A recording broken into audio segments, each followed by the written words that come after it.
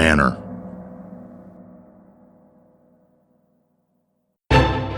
Did you know there's a way to get Manor's latest updates without searching for it?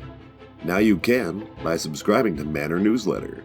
With Manor Newsletter, you'll find out the latest developments on things such as feature release dates, the status of productions, exclusive discounts for subscribers, and much, much more. Be the first to know. A subscription is free and takes less than a minute to sign up. Visit manorhq.com and fill out the subscription form on the homepage. Don't get left alone in the dark. Sign up today for Manor Newsletter by visiting manorhq.com.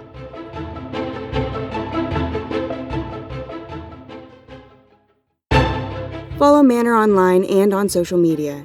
You can find Manor on Twitter at Official Manor, on Instagram at Manor Entertainment, on YouTube at Manor Entertainment, and on the official website address, manorhq.com. As always, share with others and spread the word.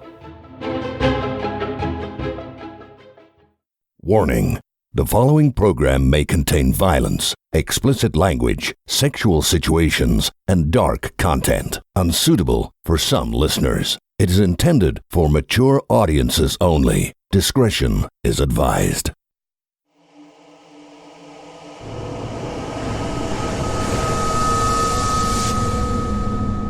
Presented in cinematic audio.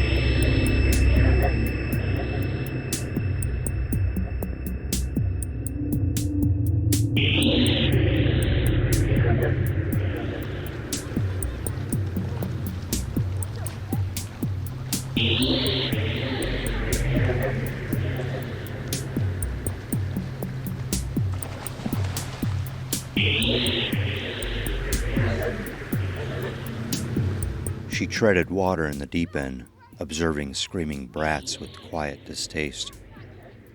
They circled the pool, pushing, splashing, and causing havoc. Eva's eyes lingered on Sophie. She swam by herself in the abandoned corner of the shallow pool, dunking her head beneath the water and emerging again after several seconds like a seal pup. Eva rubbed her forehead, blaming the migraine on the over-chlorinated water. She despised swimming. Only Toby, the charismatic young lifeguard she befriended, made the weekly ordeal worthwhile. He patrolled the other side of the pool now, his eyes alert and ready for action. She admired his trapezius muscles bursting out of his Aurelian t-shirt and his masculine thighs concealed beneath the scarlet shorts. To quench her lust, she sank below the surface like an anchor, feeling the increased pressure as her feet brushed against the bottom of the pool. Eva opened her eyes underwater, bathing in the blissful silence, watching the children's silhouettes kicking, but no longer screaming. The water drowned their voices. One of the drains caught her eye. A long tuft of black hair, very much like her own, floated from the tiny hole. Her finger stretched towards the entangled filament, but she could hold her breath no longer. When her head popped up, the baby-faced Toby beamed at her. The color of the pool matched his eyes, and she wondered what it would be like if she could bathe in them, swim in them, every day. Aren't you supposed to be watching Sophie instead of the bottom of our pool? Eva rested her elbows on the edge of the pool. Why do I need to watch her when you are here? She said, producing her most seductive smile. He sheepishly averted his eyes. Eva's sexy melodic accent caused the embarrassment rather than her smile, which he also found agreeable. You're not very passionate about your job, are you?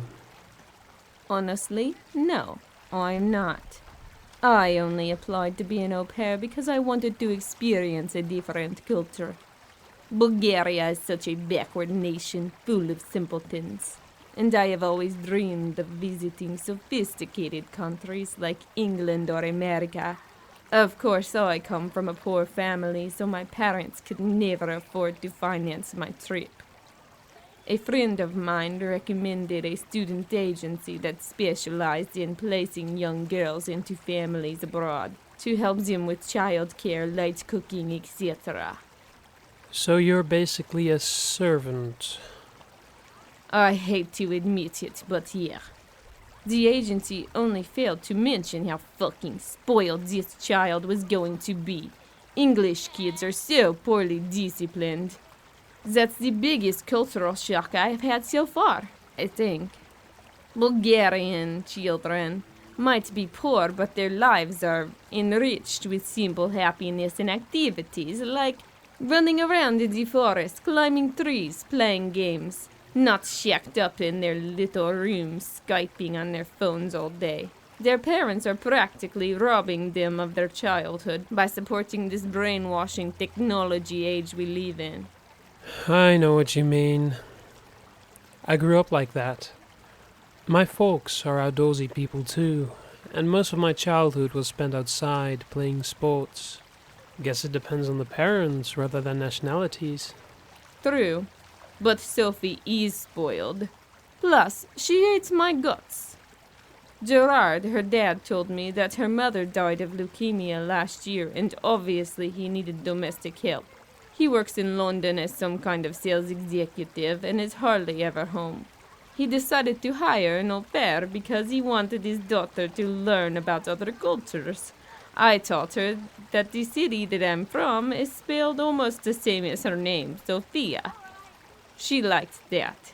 I knew the job would entail cooking, cleaning, taking and collecting Sophie from school. But most people never read the small print. Like washing Gerard's shit-smeared boxers. No running! He yelled at the boys on the other side of the pool.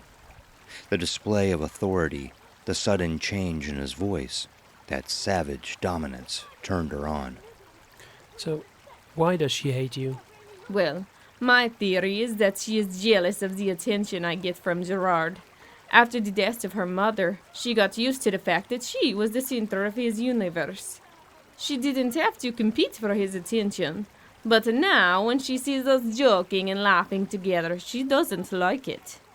Eva glanced at the giant clock above the pool. Shit, is that the time? We're late. Gerard's picking us up today. Okay, see you next Saturday. Eva nodded, collecting Sophie and smiling warmly. By the way, you might want to check out your drains. There's a load of hair down there.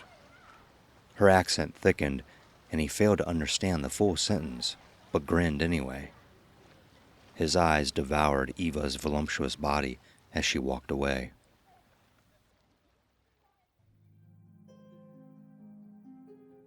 Like a hen pecking corn off the ground, Eva pecked dirty clothes off various places in Sophie's pink room, cursing quietly in Bulgarian. The little girl observed her slave, smirking. Did you have fun swimming today? Eva asked, picking up a dirty sock. No, I don't want to go anymore. The pool scares me. Morgan scares me. He was mean to me today because of you. He hates you. The tropical temperature in the room intensified Eva's ongoing migraine. She sat on the bed next to Sophie. Who's Morgan? Why would he hate me? He's my friend and he just does. But I've never even seen him. It doesn't matter. He saw you and he doesn't like you. Who is he? One of the other kids? Perhaps you can introduce me to Morgan next week if he's there, and I'll show him how nice I really am. I don't want to. He's scary. He's always there in the pool. I'm sure he's not as scary as you think. Sophie, we'll talk to him next week. Now get in bed and I'll tuck you in.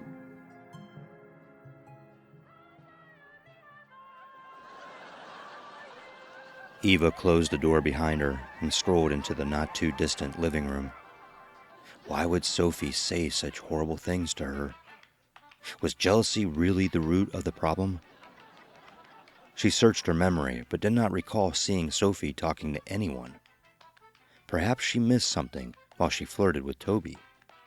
Gerard nestled on the couch, his eyes spellbound by the telly. He did not even register Eva entering the room. She immediately knew why.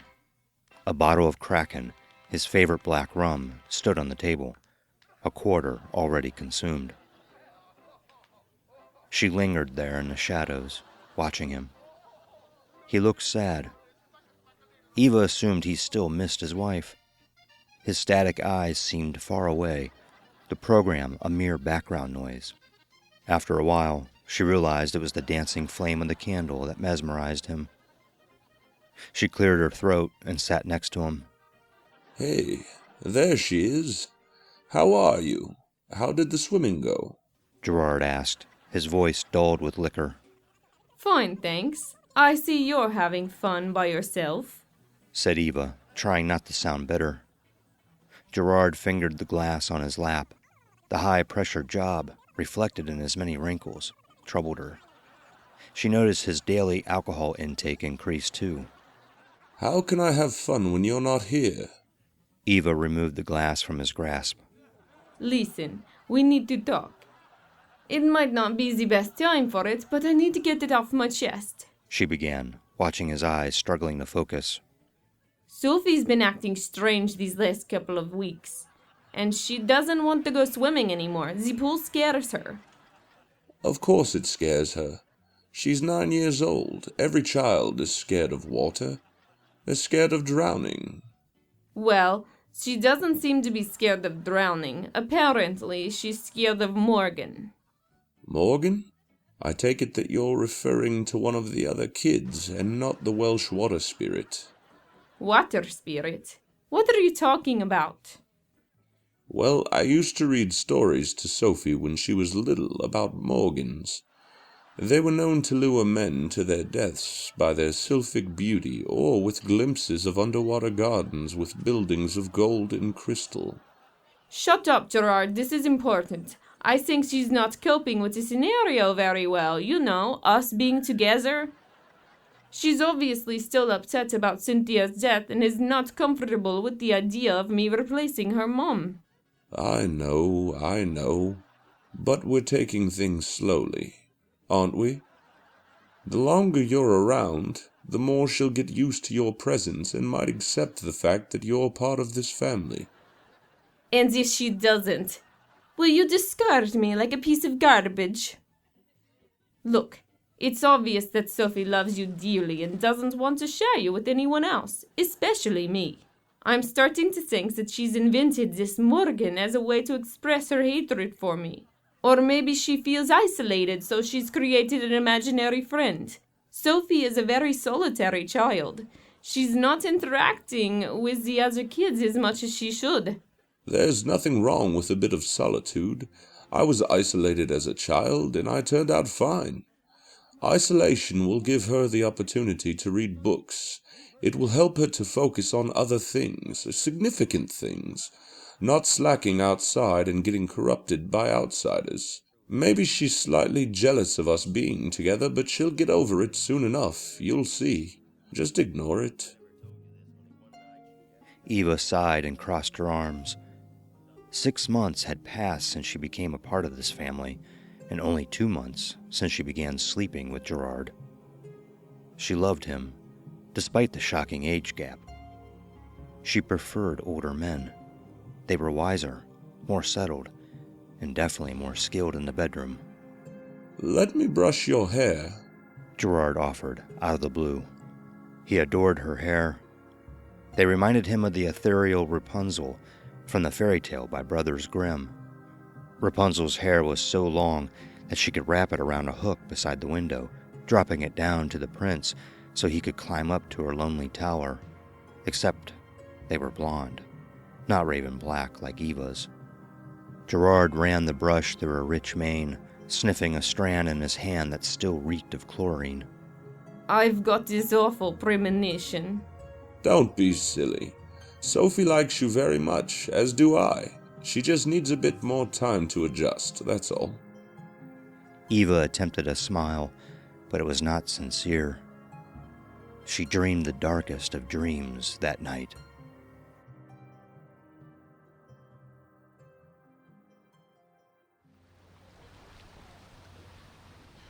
They entered the swimming area, and Eva's eyes immediately locked on the lifeguard seat. It wasn't Toby who sat on it.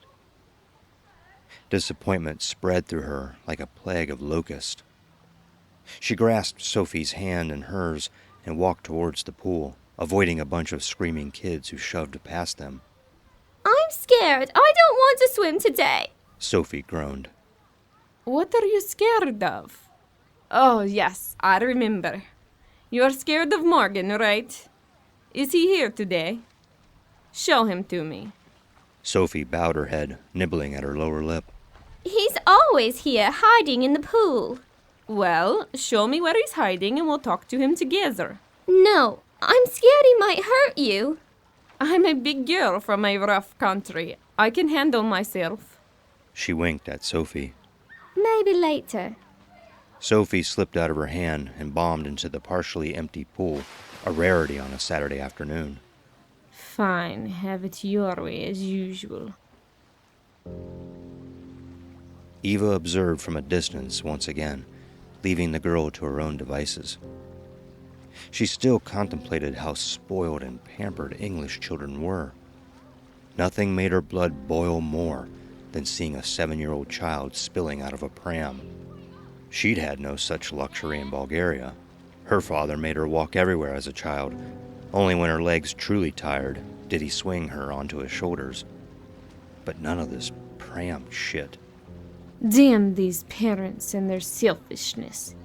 It is all about what is convenient for them, never mind the child.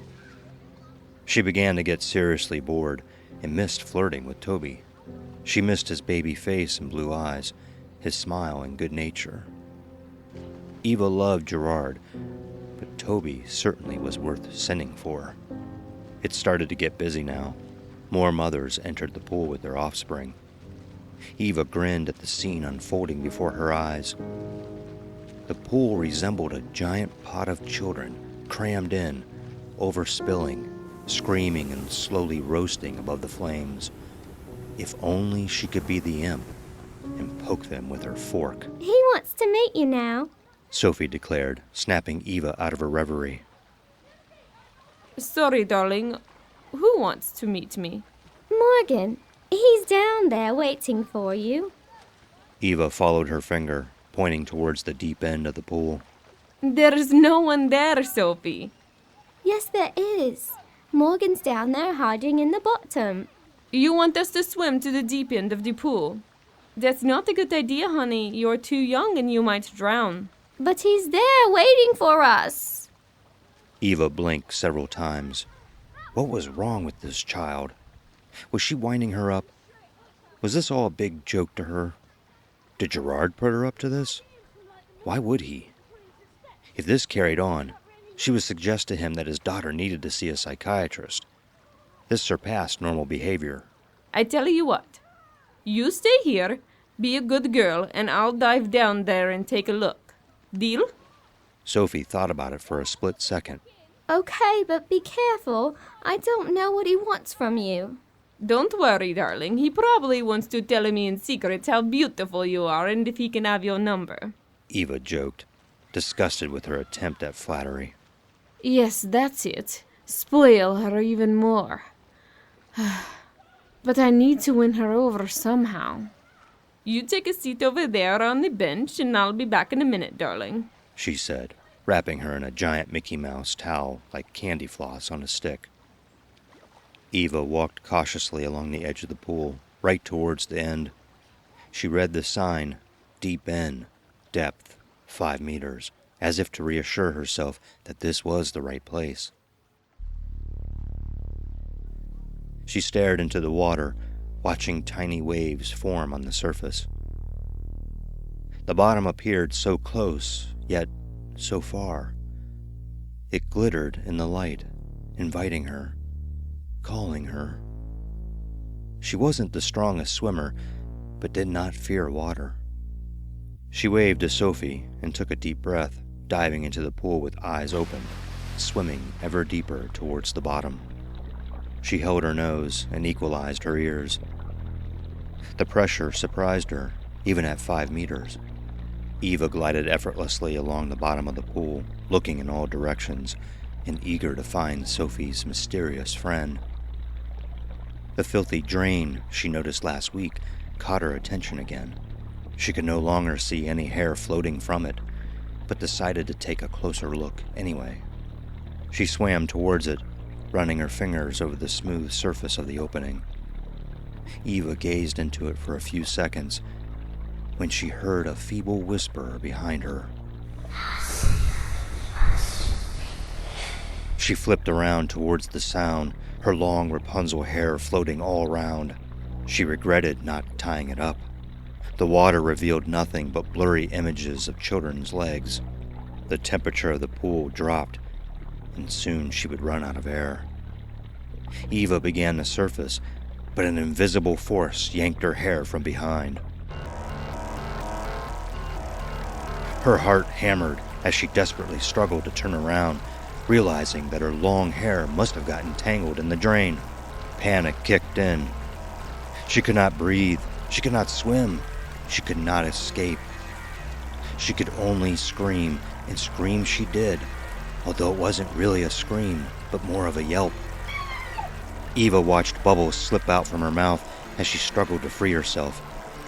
The water turned murkier, and darkness swallowed all.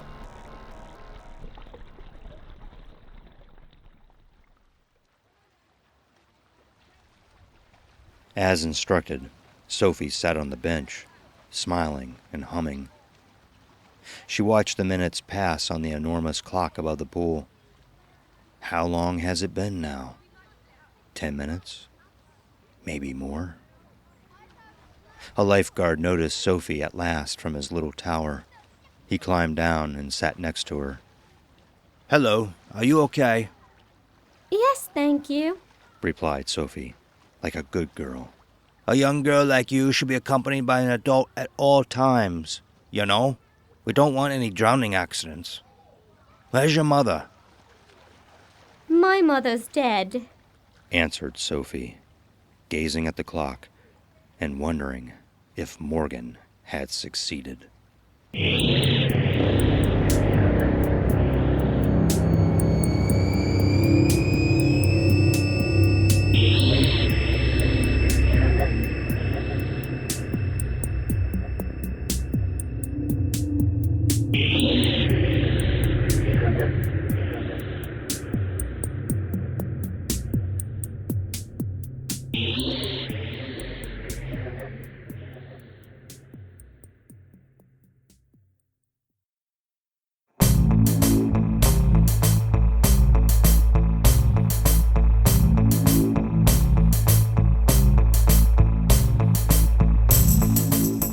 You've been listening to Manor House, Episode 13, The Deep End.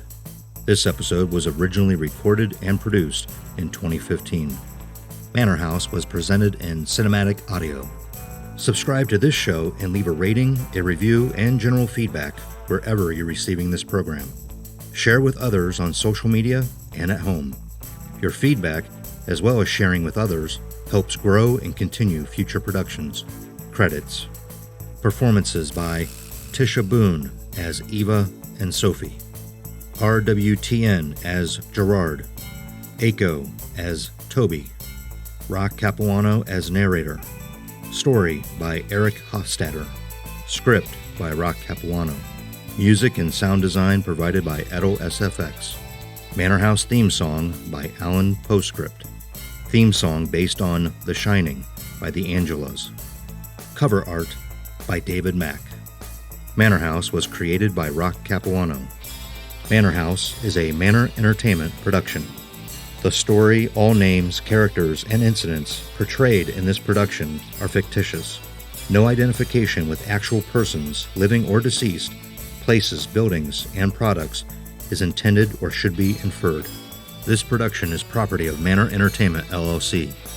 No portion of this production may be reproduced or used by any means without the proper written consent of Manor Entertainment, LLC. This production is protected under the copyright laws of the United States and other countries throughout the world. Country of first publication, United States of America. Any unauthorized exhibition, distribution, or copying of this production, or any part thereof, may result in civil liability and criminal prosecution. Copyright 2019, Manor Entertainment, LLC.